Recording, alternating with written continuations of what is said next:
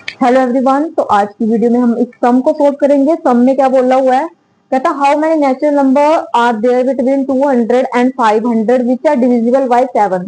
तो आपने बताना है कि 200 और 500 के बीच में कितने नेचुरल नंबर्स आते हैं जो 7 से डिविजिबल हो। ठीक है, तो बच्चों को पता ही नहीं चलता कि फर्स्ट टर्म क्या लेंगे यहाँ से। तो क्या करना आपने, जो आपके पास 200 दे रखा है ना, इसको करो 7 से डिवाइड। ठीक है, डिवाइड कर दो तो 7 2 जा 14, तो आपके पास ये बन जाएगा 6। जीरो नीचे लेके आओगे।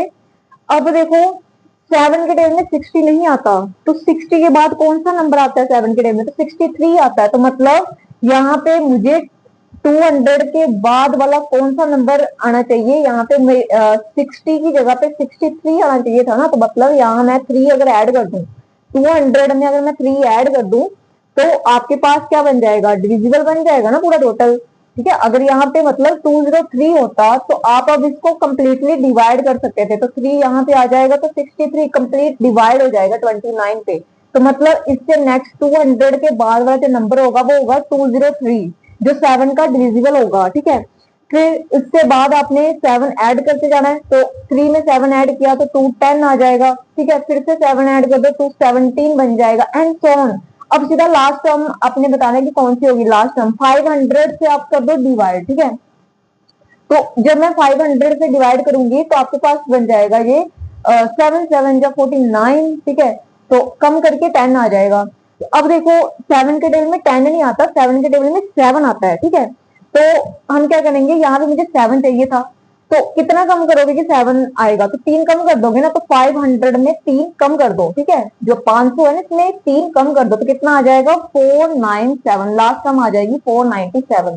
ठीक है, तो आई होप आपको ये सीरीज सीक्वेंस बनाना तो आ गया होगा। ठीक है, अब आपने हाउ मेनी नेचुरल नंबर, तो कहने का मतलब एन की वैल्यू फाइंड करनी है आप लोगों ने कि कितने नेचुरल नंबर है 203 से लेके 497 तक, कितने नेचुरल नंबर है जो 7 के डिविजिबल है।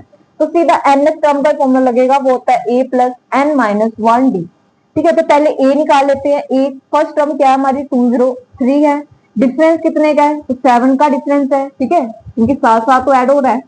तो एनएफ टर्म, ई एन की वैल्यू क्या होती है? जो लास्ट टर्म आपको दे रखी होती है ना, वो आपकी एनएफ टर्म होती है। ठीक है, तो यहाँ पे वैल्यू पुट कर देते हैं 497 equals to 203 plus N minus 1, difference है 7 का। यहाँ से आपने एन फाइंड करना है, 203 इधर ले आओ तो 497 minus 203 is equal to N minus 1 into 7। तो ये आपके पास आ जाएगा 294 आ जाएगा। ठीक है, is equal to N minus 1 into 7। 7 आ जाएगा डिवाइड में, 294 डिवाइड बाय 7 तो वो कितना होता है? तो आप इसको 7 से डिवाइड कर दो। 7 4 जा 28। ठीक है, और 7 2 जा 14, 42 आ जाएगा। तो n माइनस 1 की वैल्यू 42 आ गई है। तो n कितना आ जाएगा? 1 उधर जाके प्लस का हो जाएगा तो 43 आ जाएगा। मतलब टोटल जो है वो 43 टर्म्स है। तो आई होप आपको इतना समझ आ गया होगा।